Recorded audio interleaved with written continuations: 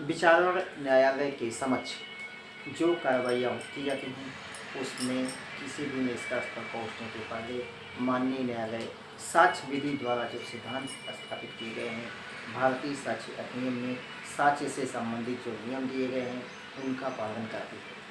माननीय न्यायालय के समक्ष जो मामले लंबित होते हैं उनमें उनको साबित और ना साबित करने के लिए दोनों पक्ष यानी आपराधिक मामलों में अभियोजन और प्रतिपक्षी यानी बचाव पक्ष के अधिवक्ता और इसी तरह से सिविल मामलों में वादी और प्रतिवादी अपने अपने पक्ष में गवाह और सबूत पेश करते हैं।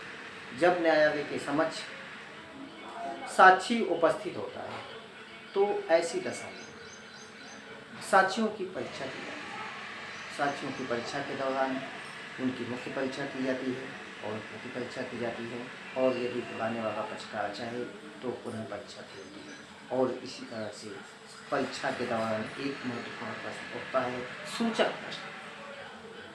तो आज हम भारतीय साक्ष्य अधिनियम के अंतर्गत साक्षियों की परीक्षा और सूचक प्रश्न के संबंध में चर्चा करेंगे। भारतीय साक्ष्य अधिनियम के बारे में एक छोटी सी जानकारी और दे दें कि भारतीय साक्ष्य अधिनियम 1872 1 सितंबर 1872 से लागू किया गया था। भारतीय साक्ष्य अधिनियम को कुल 3 भागों में बांटा गया है और कुल 11 अध्याय हैं। तो आज हम भारतीय साक्ष्य अधिनियम के भाग 3 के अध्याय 10 के बारे में चर्चा करेंगे, जिसमें परीक्षा और सूचक प्रश्न के बारे में प्रावधान किया गया है। भारतीय साक्ष्य अधिनियम की धारा 137 में परीक्षाओं के बारे में बताया गया है, यानी विचारण न्यायालय के समक्ष जब साक्षी उपस्थित होता है तो उसकी 3 तरह की परीक्षा की जाती है। सबसे पहले मुख्य परीक्षा की जाती है, उसके बाद प्रति परीक्षा की जाती है और उसके बाद पुनः परीक्षा। अर्थात धारा 137 में यह प्रावधान किया गया है कि परीक्षाएं 3 साक्षी की 3 परीक्षाएं होती हैं, मुख्य परीक्षा, प्रति परीक्षा और पुनः परीक्षा। मुख्य परीक्षा क्या होती है? जो पक्षकार साक्षी को बुलाता है, वह साक्षी की जो परीक्षा करता है उसे मुख्य परीक्षा कहते हैं। और मुख्य परीक्षा संपन्न हो जाने के पश्चात साक्षी की प्रतिपक्षी द्वारा जो परीक्षा की जाती है उसे प्रति परीक्षा कहते हैं।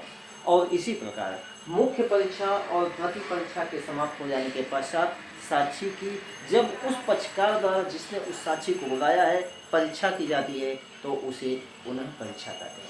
तो साक्ष्य विधि की धारा 137 में 3 तरह की परीक्षाओं के बारे में प्रावधान किया गया है, मुख्य परीक्षा, पुनः परीक्षा और मुख्य परीक्षा, प्रति परीक्षा और पुनः परीक्षा।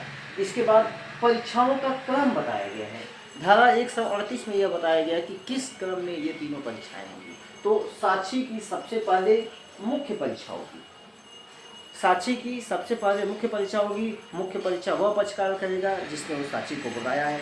उसके बाद प्रतिपक्षी को यह अधिकार होगा कि वह साक्षी का प्रति परीक्षा करे और उसके पश्चात यदि साक्षी को बुलाने वाला पक्षकार चाहे तो वह उसकी पुनः परीक्षा कर सकता है। किसी साक्षी की अगर मुख्य परीक्षा की जाती है और प्रति परीक्षा नहीं की जाती है या उसे प्रति परीक्षा का अवसर नहीं दिया जाता है या किसी अन्य कारण से अगर उसकी प्रति परीक्षा स्थगित की जाती है और आगामी सुनवाई दिनांक को साक्षी प्रति परीक्षा के लिए उपस्थित नहीं होता है तो साक्षी का वह साक्ष्य व्यर्थ हो जाता है, वो साक्ष्य को रिकॉर्ड में नहीं लिया जाता है, क्योंकि प्रति परीक्षा का अवसर किसी मामले में बेहद महत्वपूर्ण अवसर है और प्रति परीक्षा के अभाव में वो साक्ष्य व्यर्थ हो जाता है।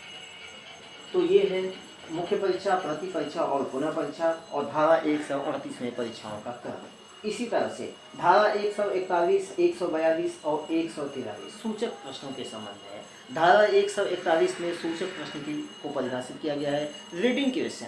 धारा 141 में 141 में सूचक प्रश्न को परिभाषित करते हुए कहा गया है कि कोई प्रश्न जो उस उत्तर को सुझाता है जिसे पूछने वाला व्यक्ति पाना चाहता है या पाने की आशा करता है उसे सूचक प्रश्न कहते हैं, रीडिंग प्रश्न कहते हैं, सूचक प्रश्न। जैसे इसका एक सामान्य टेस्ट ये है कि जिन प्रश्नों का उत्तर हाँ या ना में आता है, जैसे उसे सूचक प्रश्न कहते हैं। जैसे मैं आपसे अगर ये पूछूं कि क्या आप सिविल लाइन में रहते हैं तो इसका सीधा सा उत्तर या तो हाँ में आएगा या ना में आएगा। तो ऐसे प्रश्नों को सूचक प्रश्न कहते हैं। जैसे वास्तव में यदि कोई साक्षी सिविल लाइन में रहता है और उससे पूछा जाए कि क्या आप सिविल लाइन में रहते हैं, तो वो कहेगा कि हाँ। तो इस प्रश्न में उत्तर भी छुपा हुआ है, लेकिन तो इसको पूछना कैसे है? पूछना इस प्रकार से है कि आप कहाँ रहते हैं, आपका निवास स्थान कहाँ है। तो वो बताएगा कि मैं सिविल लाइन में रहता हूँ, कि पुलिस लाइन में रहता हूँ, या कि दिल्ली में रहता हूँ, मुंबई में रहता हूँ। उस साक्षी को अवसर दिया जाए कि वह उत्तर बताए। तो ये होता है सूचक प्रश्न। कोई प्रश्न जो उस उत्तर को सुझाता है जिसे पूछने वाला व्यक्ति पाना चाहता है या पाने की आशा करता है, उसे सूचक प्रश्न कहते हैं, लीडिंग क्वेश्चन कहते हैं। साक्ष्य विधि की धारा 141 में सूचक प्रश्न को परिभाषित किया गया है। सूचक प्रश्न कब नहीं पूछना चाहिए, बेहद महत्वपूर्ण प्रश्न। धारा 142, सूचक प्रश्न मुख्य परीक्षा में यदि प्रतिपक्षी द्वारा आक्षेप किया जाता है तो न्यायालय की अनुमति बिना नहीं पूछा जाएगा।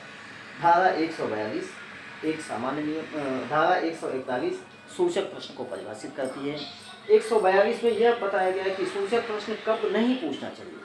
सूचक प्रश्न मुख्य परीक्षा में या पुनः परीक्षा में यदि प्रतिपक्षी द्वारा आक्षेप किया जाता है तो न्यायालय की अनुमति के बिना नहीं पूछा जाएगा। लेकिन न्यायालय 3 प्रश्नों के बारे में सूचक प्रश्न पूछने की अनुमति देगी। जब वह पहले से ही जब वह प्रश्न पुनः स्थापना के रूप में है, इंट्रोडक्टरी क्वेश्चन है, तो उसे पूछने की न्यायालय अनुमति देगा।